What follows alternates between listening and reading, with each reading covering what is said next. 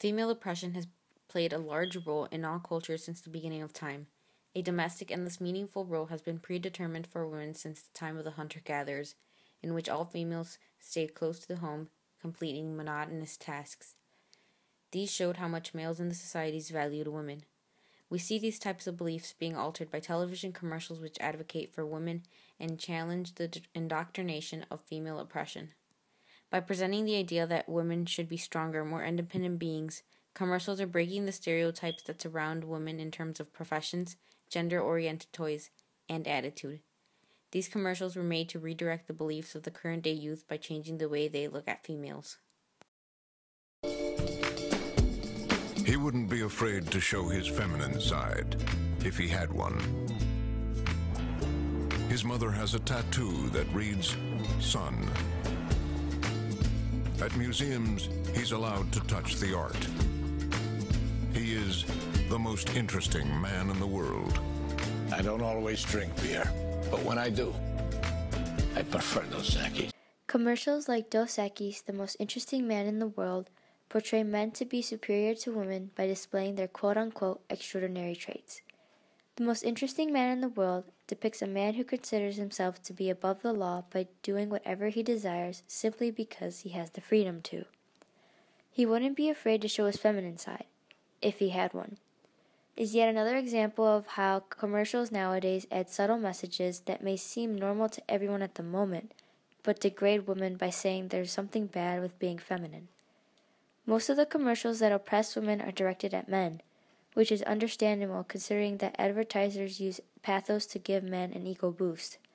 By appealing to the consumer with provocatively dressed women and an image of themselves that they wish to achieve, commercials instill ideas which degrade women.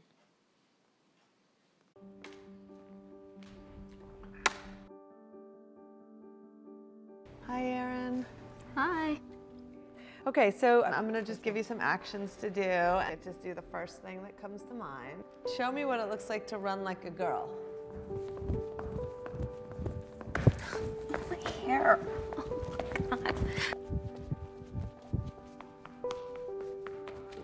Show me what it looks like to fight like a girl.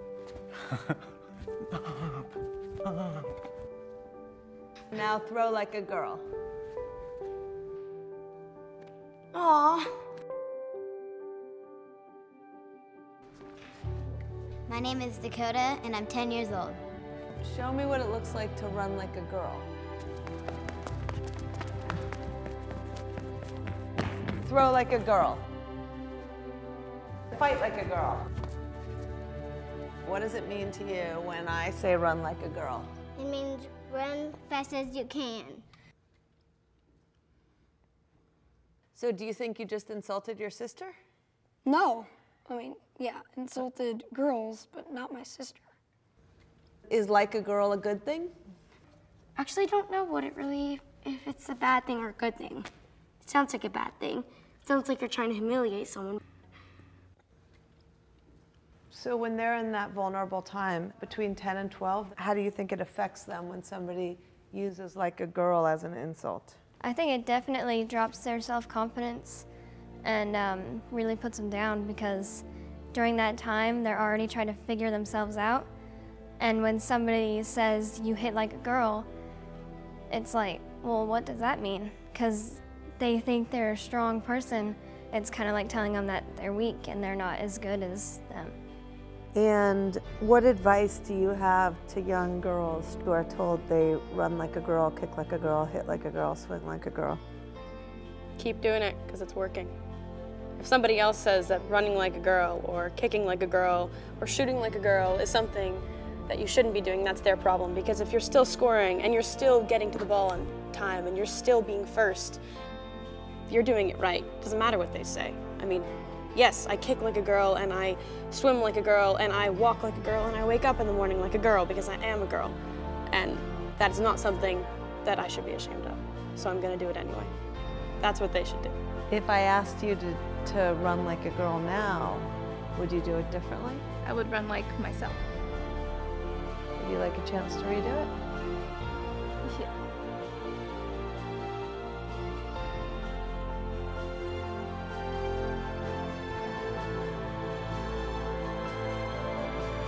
why can't run like a girl also mean win the race?